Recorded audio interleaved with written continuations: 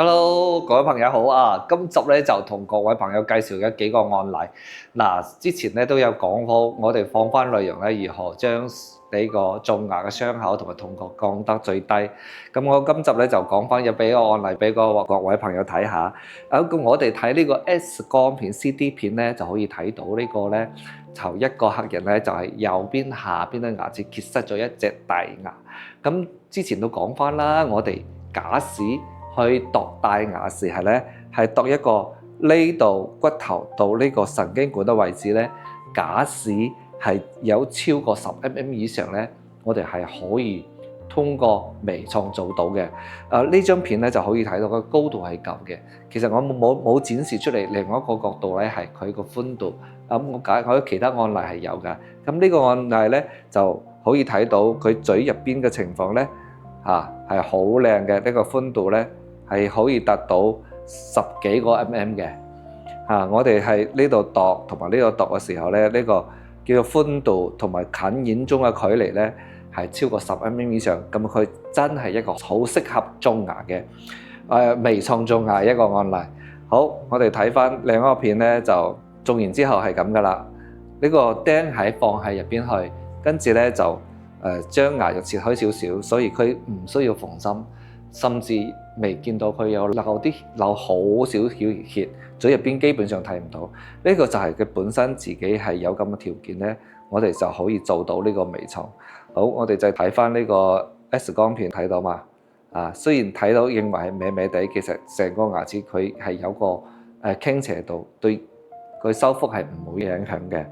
好啦，我哋就睇翻另外一個案例，都係微創嘅。呢個咧就係可以睇到佢個，因為佢量出嚟嗰個，我哋量出嚟佢唔單止係佢個高度，係同埋個寬度，呢張片都有展示出嚟噶啦。呢個係高度，呢個係寬度。好，我哋睇下呢個比較清晰嘅。咁呢個骨頭上高對神經管呢個位置咧，係我記得量都係有15個 mm。佢其實佢呢個寬度咧，上邊有達到8、9 mm， 中間係達到12個 mm， 所以咧都係一個比較適合做埋微創嘅。我哋可以睇下做之前、做之後呢個咧就係做之後、做之前，其實我哋基本上係睇唔到佢有出血嘅地方。種完之後嘅片咧睇到同即係常規種牙係冇任何區別嘅。呢度係再睇下一個其他，即係一共係3個案例，我呢度俾大家睇下嘅。呢個咧就係有展示到佢做之前嘅，都係同樣呢個寬度咧係有達到8、9 mm。先睇呢個 X 光片睇兩邊嘅高度咧，佢睇呢個神經管喺度嚟咧，係到大過呢個位置。呢個神經管到嚟咧係呢個位置，因為我哋而家係將嗰個片抽出嚟睇，但係其實 CT 入邊咧係唔係咁樣嘅，係通過尺寸可以度得出嚟。咁我哋睇呢分片咧，就係睇呢個高度，局部性嘅高度咧，都睇到係比較好清晰嘅。咁呢個就係高度。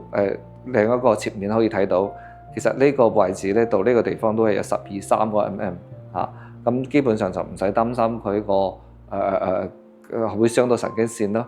兩邊都一樣。呢個就好清晰㗎啦，大家睇到呢個地方咧就係佢嘅神經管。佢通常神經管咧喺我哋係嗰個牙骹後邊個地方傳出嚟，傳到第邊個咧？帶到第4個牙位或者係第3個牙位之間，基本上就斷咗，同門牙係冇骨頭冇神經線嘅。咁我哋可以睇到呢個切面咧，就睇到個高度咧，到神經管呢個位置咧，都係有13個 mm 左右。另一個片面都睇到個寬度咧，都係完全夠嘅。所以最終你種牙咧，種出嚟就係好靚。係我哋可以睇到佢離神經管係好遠嘅。所以呢個咧係本身你自己係有條件做微創嘅咧，就一個好輕鬆嘅手術嚟嘅。好啦，咁我哋咧就係通過幾個案例向各位朋友展示一個做微創手術嘅成個流程係如何啦。咁希望可以幫助大家，就唔知你適唔適合做微創咧。